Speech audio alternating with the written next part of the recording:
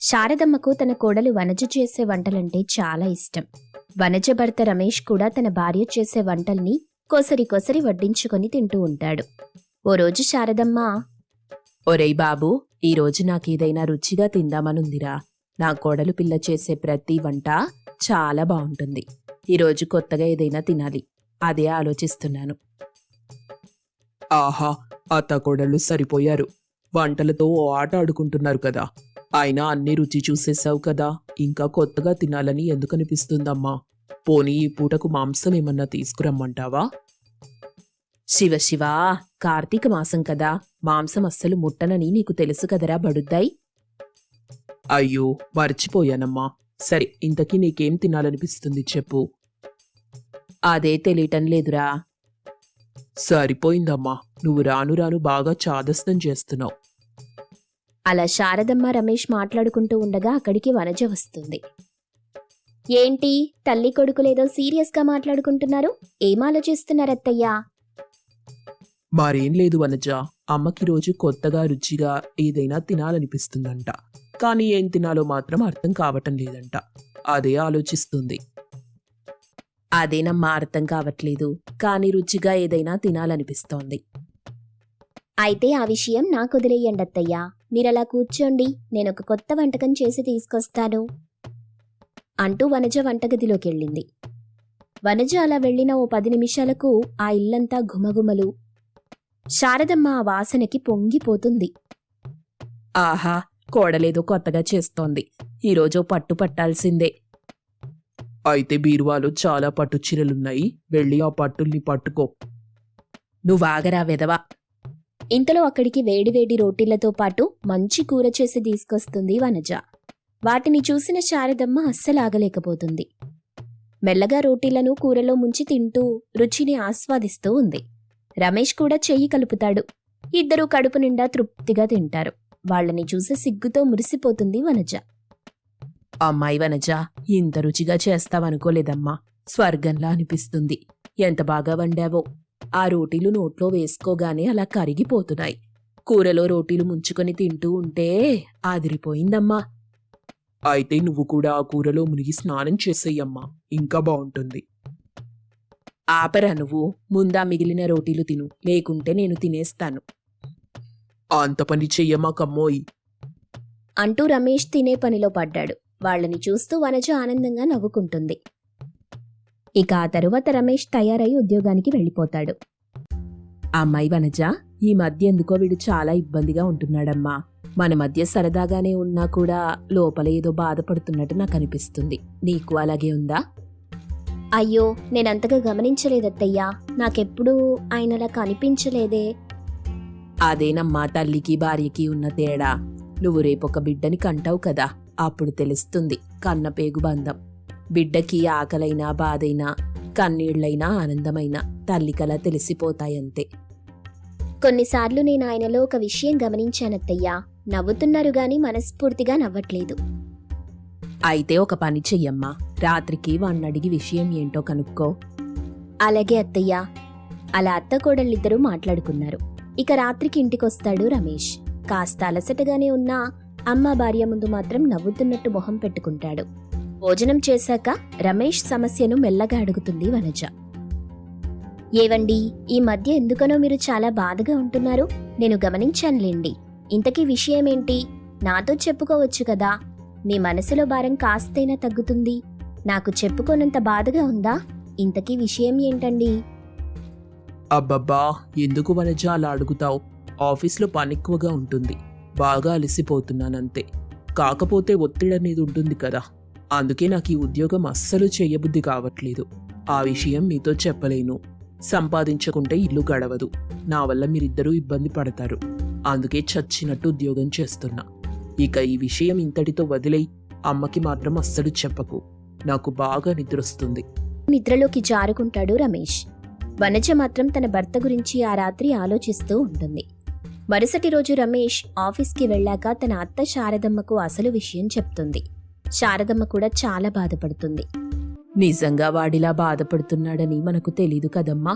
పాపం, వాడి మనస్సులోనే దాచుకొని ఎంత ఇబ్బంది పడ్డాడో. ఈ రోజుల్లో అందరూ ఇలాగే ఉన్నారమ్మా. ఇష్టం లేని ఉద్యోగం చేస్తూ చాలా బాధ అనుభవిస్తున్నారు.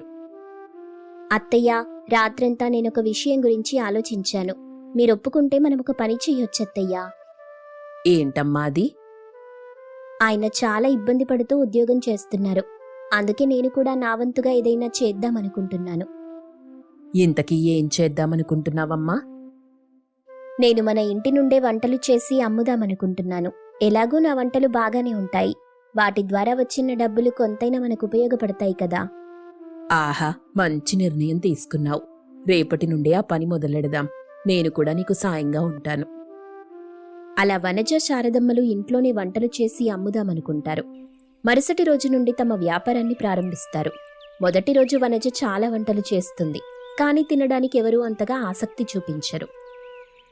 ఏంటత్తయ్యా ఇలా అయింది? ఎవరూ రావటం లేదేంటి? మొదటి రోజు ఇలాగే ఉంటుందమ్మా, నువ్వేం కంగారు పడకు. అయినా మనం ఇలా షాప్ పెట్టినట్లు చాలా మందికి తెలీదు కదా. మెల్లగా ఒక్కొక్కరికి తెలుస్తుంది. ఒక్కసారి నీ వంటలు రుచి చూశారంటే ఇక మళ్ళీ మళ్ళీ మన దగ్గరికి పరిగెత్తుకు రావాల్సిందే. అలా శారదమ్మ తన కోడలికి నచ్చ చెప్తుంది. మరుసటి రోజు మళ్ళీ కొన్ని వంటలు చేస్తుంది. కొంతమంది వచ్చినప్పటికీ అన్నీ సాధారణంగానే ఉన్నాయనంటారు. మళ్ళీ వనజ డీలా పడిపోతుంది. ఇలా పదే పదే ఆలోచించకూడదమ్మా. మనకి తోచింది మనం చేసుకుంటూ పోవాలి. అప్పుడే కదా మనం అనుకున్నది జరుగుతుంది. సరే అత్తయ్య, ఇంకో 2-3 రోజులు చూద్దాం. ఈ వ్యాపారం బాగా సాగకుంటే ఆపేద్దాం అత్తయ్య. మరేదైనా చేద్దాం. అలాగేనమ్మా, నువ్వెక్కువగా ఆలోచించకు. ఇక ఆ రాత్రి వనజ చాలా బాధపడుతూ ఉండడాన్ని రమేష్ గమనిస్తాడు. ఏమైంది అలా ఉన్నావు? నీ వ్యాపారంలో ఏదైనా ఇబ్బంది వచ్చిందా? నేను ముందే చెప్పానుగా, నా వల్ల నువ్వు శ్రమపడొద్దని. ఇప్పుడిలా బాధపడుతుంటే చూడలేకపోతున్నాను. అలా అనకండి, నేను మీకోసమే చేశాను. కానీ అదంతగా వర్కౌట్ కాలేదండి. వ్యాపారం ప్రారంభించి 2 రోజులవుతుంది. జనాలు వస్తున్నారు గాని ఇంకా కొత్తగా ఏదైనా చెయ్యాలంటున్నారు. వంటలు రుచిగానే ఉన్నాయన్నారు, కానీ కొత్తగా కావాలంట. నిజమే కదా వాళ్ళు చెప్పేది. మనం వ్యాపారం చేస్తున్నామంటే మనకంటూ ఏదైనా స్పెషల్గా ఉండాలి. కాకినాడ కాజాకు ఫేమస్, తిరుపతి లడ్డు ఫేమస్. అలా నువ్వు కూడా నీకంటూ ఏదైనా ఫేమస్ చేసుకోవాలి కదా. బాగా ఆలోచించు వనజా. అలాగేనండి, చాలా మంచి విషయం చెప్పారు. మొన్న ఆ రోటీలు చేసావు కదా, అవి చాలా బాగున్నాయి. ఆ రోటీల్లోనే ఇంకా కొత్తగా ఏదైనా ఆలోచించు. అలా మంచి సలహా ఇస్తాడు రమేష్. వనజ బాగా ఆలోచించిన తరువాత తనకొక మంచి ఐడియా వస్తుంది. ఆ మరుసటి రోజు ఉదయాన్నే తను అనుకున్నది చేస్తుంది. కుర్కురే రోటీ చేయటం వల్ల అక్కడికొచ్చిన వాళ్లంతా దాన్ని రుచి చూడాలనుకుంటారు. శారదమ్మకి కూడా ఆశ్చర్యం కలుగుతుంది. అరే, ఈ ఐడియా చాలా బాగుందమ్మా. కుర్కురే రోటీ రుచి అదిరిపోయింది వనజ. అదిగో చూసావా, వచ్చిన వాళ్లంతా కుర్కురే రోటీనే తింటున్నారు. అవునత్తయ్యా, అందరికీ కొత్తగా ఉంది కదా. ఇప్పటి వరకు ఇలా ఎవ్వరూ చెయ్యలేదు. మొదటిసారి మనమే చేస్తున్నామత్తయ్యా. కొత్తగా మాత్రమే కాదు, రుచిగా కూడా ఉంది. అవునవునమ్మా, నాకు చాలా కొత్తగా ఉంది. కుర్కురే రోటీ రుచి కూడా చాలా బాగుంది. ఈ దెబ్బతో నువ్వు ఫేమస్ అవ్వడం ఖాయం అనుకో. అలా కుర్కురే రోటీలు చేయటం వల్ల వనజ పేరు ఆ చుట్టుపక్కల ఎక్కువగా వినిపిస్తుంది. చాలా మంది కుర్కురే రోటీలు తినడానికి అక్కడికి వస్తుంటారు. మెల్లగా వనజ వ్యాపారం 3 పువ్వులు 6 కాయలుగా సాగుతుంది. చూస్తుండగానే కుర్కురే రోటీల బిజినెస్ పెరుగుతుంది. రమేష్ కూడా చాలా సంతోషంగా ఫీల్ అవుతాడు. వనజా, ఈ వ్యాపారం ఇంత బాగా సాగుతుందనుకోలేదు. కానీ మొదట్లో నువ్వు చాలా నిరాశపడ్డావు కదా. ఇప్పుడు చూడు ఎంత బావుందో. అదంతా మీ వల్లే. మీరు నన్ను ప్రోత్సహించకుండా ఉండుంటే ఈ పని అయ్యేది కాదు. మీరు చెప్పినట్టు కొత్తగా ట్రై చేశాను కాబట్టే విజయం సాధించానండి. ఇదంతా మీకోసమే చేశాను. ఇక మీరు ఉద్యోగం మానేయండి. మనం కలిసి వ్యాపారం చేసుకుందాం. ఆ ఉద్యోగ భారం వల్ల మీరు చాలా బాధపడుతున్నారు. ఇక బాధపడాల్సిన అవసరమే లేదు. సంతోషంగా ఈ వ్యాపారం చేసుకుందాం. అవును బాబు, నువ్వు కోడలు ఇద్దరూ ఆ వ్యాపారం చేసుకోండి. కుర్కురే రోటీలు తినడానికి చాలా మంది వస్తున్నారు. లాభం కూడా బాగానే వస్తుంది. ఇక నువ్వే ఉద్యోగం చేయాల్సిన పని లేదు. ముగ్గురం సరదాగా వ్యాపారం చేసుకుందాం. వచ్చిన డబ్బుతో సంతోషంగా బ్రతుకుదాం. ఉద్యోగం ఎప్పటికైనా బానిసగానే చేస్తుంది, కానీ వ్యాపారం నిన్ను రాజులా మారుస్తుంది. గుర్తుంచుకో బాబూ. అలాగేనమ్మా, ఈ రోజు నుండి నేను ఉద్యోగం మానేస్తున్నాను. మనందరం కలిసి పనిచేద్దాం. అలా రమేష్ కూడా తన ఉద్యోగాన్ని వదిలి తన భార్య వనజకు సాయం చేయడం ప్రారంభిస్తాడు. వనజ తన కురుకురే రోటీలతో ఫేమస్ అవటం వల్ల చాలా మంది కార్లలో వచ్చి మరి ఆ రోటీలు తింటూ ఉంటారు. పెద్ద పెద్ద హోటళ్లు కూడా భారీ మొత్తంలో కురుకురే రోటీలను ఆర్డర్ పెట్టుకుంటాయి. చూస్తుండగానే వనజకు కోట్ల డబ్బులు లాభంగా వస్తాయి. ఆ డబ్బుతో రమేష్ వనజలు పెద్ద బంగ్లా కొంటారు. కొడుకు కోడల్ని చూసి శారదమ్మ చాలా సంతోషిస్తుంది. తెల్లవారుజామున అన్నపూర్ణ ఇంటి మీదున్న కోడి దిక్కులు చూసి, చలికాలమైనా ఎండాకాలమైనా వర్షాకాలమైనా చివరికి నేను పోయే కాలం వచ్చినా కూత మాత్రం ఆగేది లేదు, ఆపేది లేదు. వేళైందా కూత మొదలెట్టాల్సిందే అని గట్టిగా కూసింది కోడి. అంతే, ఆ ఇంట్లో నిండుగా దుప్పటి కప్పుకొని అన్నపూర్ణ, చంద్రయ్య దంపతులు పడుకొని ఉన్నారు. కోడి మళ్లీ కూసింది. నెమ్మదిగా అన్నపూర్ణ లేచి బెడ్ మీద కూర్చొని దుప్పటి కప్పుకుంది. ఏవయ్యా, తెల్లారింది, లేవవయ్యా అంటూ భర్త చంద్రయ్యని లేపే ప్రయత్నం చేసింది. చంద్రయ్య నిద్రమబ్బుతో, అప్పుడే తెల్లారిందా పూర్ణ? అవునయ్యా, కోడికొత్త వినిపించలేదా అని అన్నపూర్ణ అనగానే కోడి మళ్ళీ గట్టిగా కూసింది. చంద్రయ్య లేచి దుప్పటి కప్పుకున్నాడు. బయటికెళ్దామా? వద్దనెంత చెప్పినా నువ్వు వినవు కదా. చలి చూడు ఎలా పెడుతుందో. ఇంత చలిలో కూడా తెల్లవారుజామున లేచి ఇంటి బయట కల్లాపి చల్లి ముగ్గు పెట్టాలా పూర్ణ? కాలమేదైనా కానివ్వండి, ఎప్పుడు చెయ్యాల్సిన పనులు అప్పుడే చెయ్యాలి. అలా చేస్తేనే ఆ పనులకు అందం, మాకు ప్రశాంతత. ఒకవేళ చెయ్యలేకపోతే ఆ రోజంతా ఏదో తెలియని వెలితి ఉంటుంది, మనసంతా ఇబ్బంది పడుతుంది. ఎంత చెప్పినా వినవు కదా. సిటీలో ఉంటున్న కొడుకు కోడల్ని రమ్మని చెప్పొచ్చు కదా. నేనెందుకు రమ్మంటాను చెప్పండి? ఇక్కడేం తక్కువుందని కొడుకు కోడలు మనవన్ని తీసుకుని సిటీకెళ్లారు? తక్కువ అవుతుందని కాదు పూర్ణ. తెల్లవారుజామునే కోడల్ని ఇబ్బంది పెడుతున్నావని కోడలు భావించి కొడుక్కి చెప్పి ఉంటుంది. కొడుకు మనకు ఆ విషయం చెప్పకుండా ఇక్కడ బ్రతుకు తెరువు లేదని మన మనస్సుల్ని నొప్పించకుండా మన ఆశీర్వాదం తీసుకొని సిటీకి వెళ్ళిపోయాడు. కొడుకు కోడల్ని పిలిచే సందర్భం వచ్చినప్పుడు నేనే పిలుస్తానులేండి. సరే పూర్ణ, పద. నేను దుప్పటి కప్పుకొని బయట నిలబడతాను. నువ్వు కల్లాపి చల్లి ముగ్గు పెట్టుకుందువు అని ఇద్దరూ మాట్లాడుకుని బయటకొస్తారు. గుమ్మం దగ్గర చంద్రయ్య దుప్పటి కప్పుకొని నిలబడి నిద్రపోతుండగా ఇంటి మీదున్న కోడి కూసింది. చంద్రయ్య కళ్ళు తెరిచాడు. చలికి తట్టుకుని అతి కష్టం మీద ముగ్గు వేస్తున్న అన్నపూర్ణ, ఏవయ్యా, కోడి కూస్తుంది. నేను పడుకోవడం లేదు పూర్ణ, కావాలని ఆ కోడి కూస్తుంది. అవును మరి, ఆ కోడికి నీకు శత్రుత్వం ఉంది కదా, అందుకే నువ్వంటే దానికి పడటం లేదు. అందుకే అలా కూతలు కూస్తూ తమరి మీద చాడీలు చెప్తుంది అని అన్నపూర్ణ అంటుంటే చంద్రయ్య మళ్ళీ పడుకున్నాడు. కోడి కూసింది. అన్నపూర్ణ ముసిముసిగా నవ్వుకుంటూ ముగ్గు వేయటం పూర్తి చేసింది. చంద్రయ్య గుమ్మం దగ్గర నుండి బయటకొచ్చి ఇంటి మీదున్న కోడిని చూశాడు. పూర్ణ లేనప్పుడు నిన్ను పట్టుకుని చికెన్ బిర్యానీ చేసుకొని తింటాను. అది మీకు దొరకదు. నేను మిమ్మల్ని వదిలిపెట్టి ఎక్కడికి వెళ్ళను. ఇక ఎలా చికెన్ బిర్యానీ చేసుకుని తింటారు చెప్పండి అని అన్నపూర్ణ అనగానే కోడి మళ్లీ కూసింది. అన్నపూర్ణ నవ్వుతూ, ముగ్గు వేశాను, ఇక మీరెళ్ళి పాలు తీసుకురండి, వేడివేడిగా చాయ్ తాగుదాం. సరే పూర్ణ, ఇంట్లో ఉన్న పాల డబ్బా తీసుకొచ్చి ఇవ్వు అని చెప్పగానే అన్నపూర్ణ ఇంట్లోకెళ్ళింది. చంద్రయ్య కోడిని చూస్తూ, ఏదో ఒక రోజున నాకు దొరుకుతావు, అప్పుడు నీకు మామూలుగా ఉండదు అని అంటుండగా అన్నపూర్ణ లోపలి నుండి పాల డబ్బా తీసుకొచ్చింది. తొందరగా వెళ్తేనే రంగయ్య నీళ్లు కలపని పాలు పోస్తాడు. ఆలస్యమైతే తప్పు నాది కాదు కదా తల్లి అంటాడు. వెళ్ళండి అని చెప్పగానే చంద్రయ్య దుప్పటి కప్పుకొని పాల డబ్బా తీసుకుని ఇంటి నుండి వెళ్ళిపోతాడు.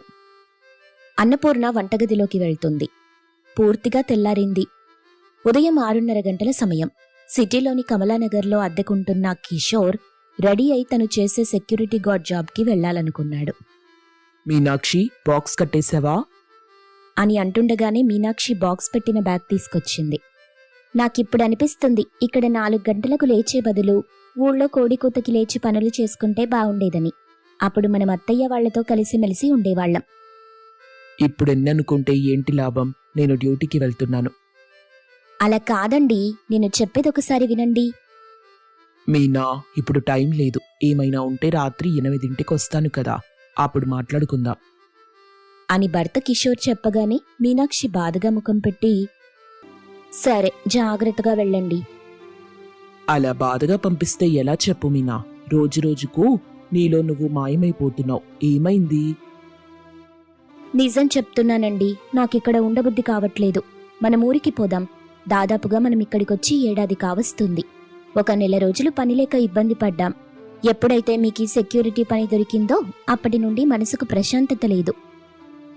10 నెలల నుండి ఈ జాబ్ చేస్తున్నాను మీనా. నీకింకా అలవాటు కాలేదా? లేదండి, తెల్లవారుజామునే లేచి కల్లాపి చల్లి ముగ్గు పెట్టుకోవాలి కోడలా. తర్వాత స్నానం చేసి దీపం పెట్టి వంటలు మొదలెట్టాలని చెప్పిన అత్తయ్య మాటలు అర్థం చేసుకోలేక అత్తయ్య నా మీద పెత్తనం చేస్తుందని భావించాను. ఇక్కడికి తీసుకొచ్చాను.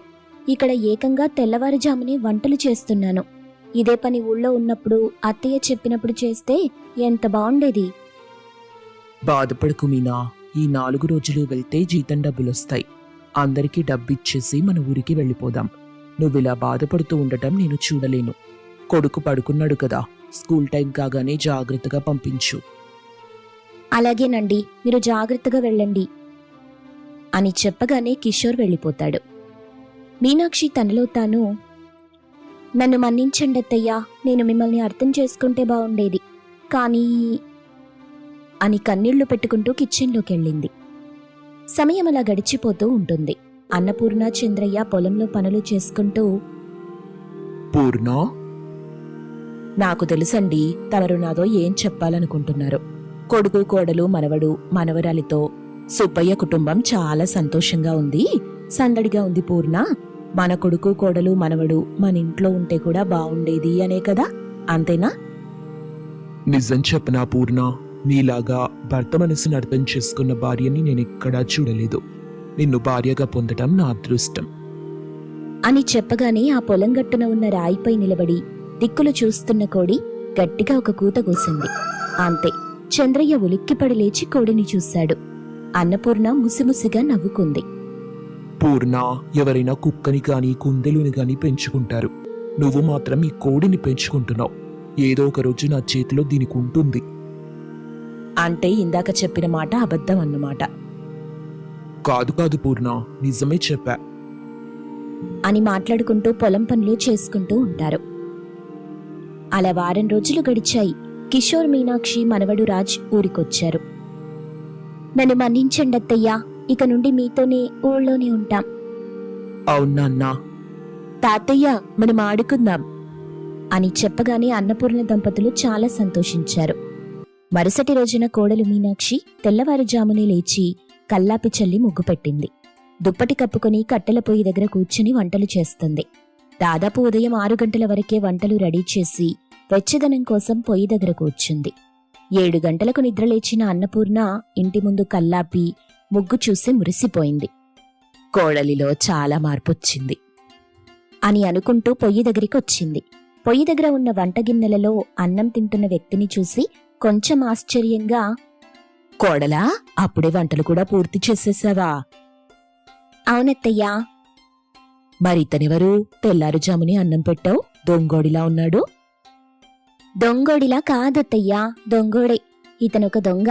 మన ఇంట్లో దొంగతనం చేయడానికి వచ్చాడంట. కాని ఆకలితో ఓపిక లేక పడుకున్నాడంట. అందుకే అత్తయ్యా, తెల్లారుజామునే చేసిన వేడివేడి వంటల్ని ఈ దొంగకి పెడుతున్నాను అని చెప్పిన కోడలు మీనాక్షిని ఎలా అభినందించాలో అన్నపూర్ణకు అర్థం కాలేదు. ఆ దొంగ గబగబా తింటుంటాడు. దొంగబాబు, నెమ్మదిగా తిను, నిన్నెక్కడా ఎవ్వరూ ఏమనరు. కడుపు నిండా తిను. తెల్లవారుజామునే నా కోడలు చేసిన వంటలెలా ఉన్నాయి? వేడివేడిగా చాలా రుచిగా ఉన్నాయి తల్లి. ఈ చలికాలంలో తెల్లారుజామునే కమ్మని వంటలు వేడివేడిగా చేసే కోడలు దొరికినందుకు మీరు చాలా అదృష్టవంతులు అని చెప్తుంటే మీనాక్షి పొంగిపోయింది. మొహమాట పడకుండా ఏం కావాలో అడుగు దొంగన్నా. ఈ రోజుకు చాలు తల్లి. మళ్ళీ ఇంకెప్పుడైనా బాగా ఆకలితో ఉన్నప్పుడు వస్తాను చెల్లి. అప్పుడు మాత్రం చికెన్ చేసి పెట్టు అని చెప్తుండగా అన్నపూర్ణ సంతోషించింది. అప్పుడే లేచిన చంద్రయ్య, కిషోర్లు చలికి తట్టుకోలేక దుప్పటి కప్పుకొని పొయ్యి దగ్గరికొచ్చారు. అన్నం తింటున్న దొంగని చూశారు. పూర్ణ, దొంగోడు అన్నం తింటుంటే అలా చూస్తున్నారేంటి? పట్టుకొని 4 దెబ్బలు తగిలించాలి గాని. ఆవేశపడకండి. దొంగైనా శత్రువైనా అన్నం మీద కూర్చున్నప్పుడు లేపకూడదు. అది పాపం. వీలైతే కడుపు నిండా అన్నం పెట్టాలి. అది మంచిది, పుణ్యం. దేవుడు మెచ్చుకుంటాడు అని అన్నపూర్ణ ద్వారా విషయం తెలుసుకొని మీనాక్షిని అభినందించారు. అలా కోడలు మీనాక్షి అత్తగారింట్లో మొదటిసారిగా తెల్లవారుజామున చేసిన వేడివేడి వంటలు ఒక దొంగవాడి ఆకలి తీర్చినందుకు చాలా సంతోషించారు.